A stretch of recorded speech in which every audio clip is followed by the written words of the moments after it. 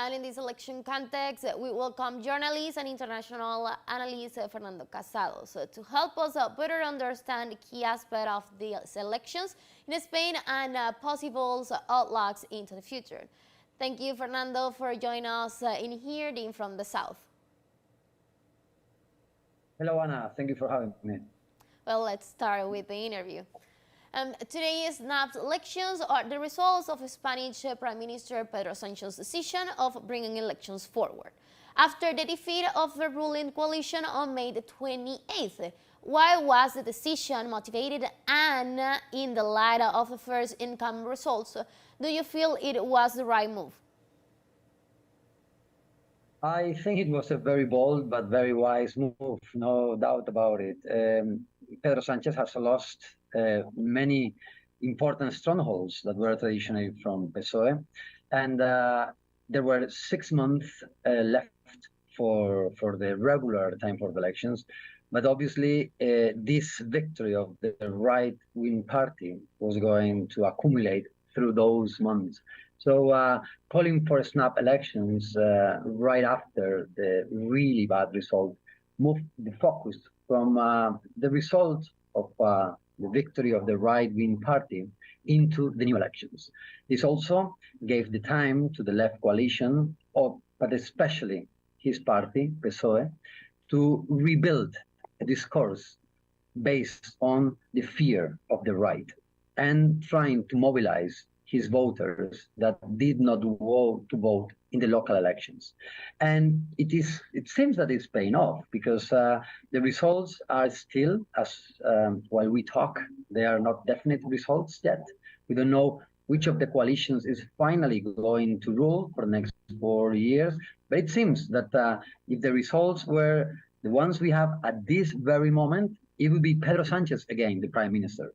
So in that sense, that was a very wise move, because it was not enough for the right wing to gather enough votes to have a coalition, the right and the far right party, to have absolute majority. Right now, as we speak, they have 169 MPs, and they need 6 more MPs to be able to have a coalition and rule.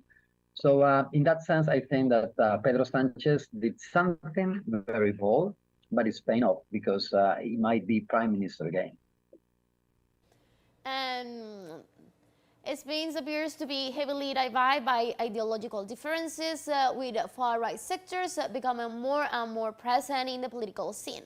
How do you think this phenomenon factored in today's, both in terms of the participation levels and results of the elections? Yeah, no doubt that the Spanish society is more and more polarized. This has been a very polarized elections. We have seen, like, in this post-truth society, we have seen lies, absolute lies.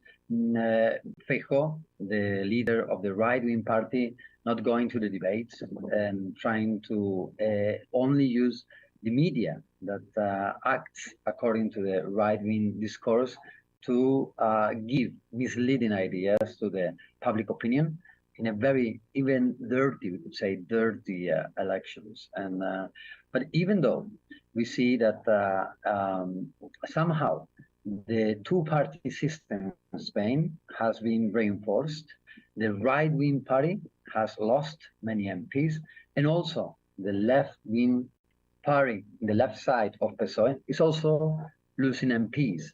So the two main parties, the parties that before the crisis of the so-called 15th of May, that were fragmented in many different parties, we are going back to this two-party system.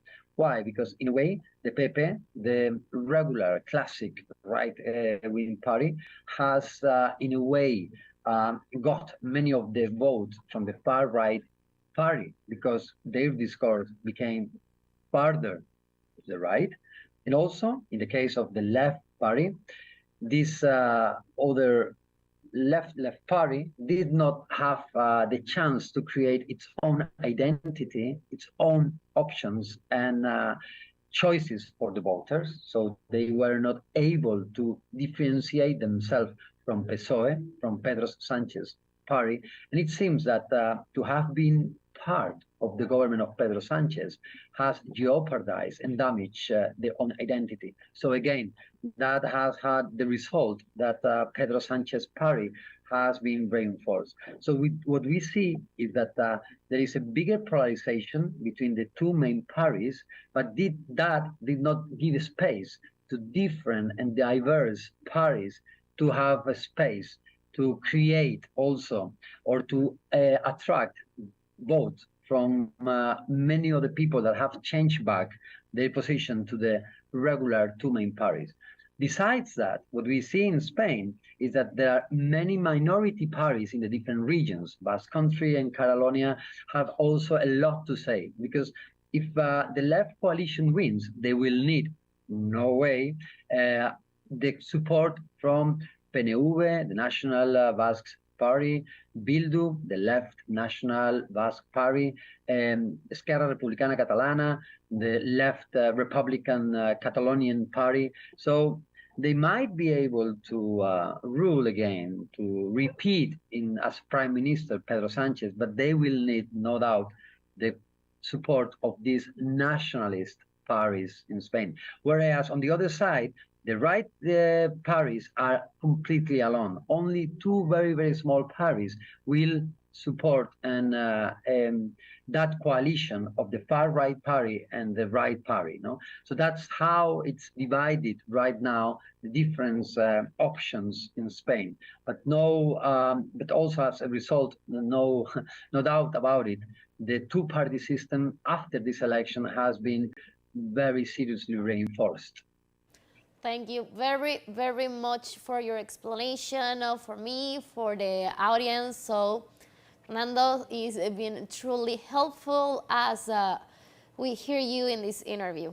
So we'll stay listening and focus on the results. Thank you very much, Anna.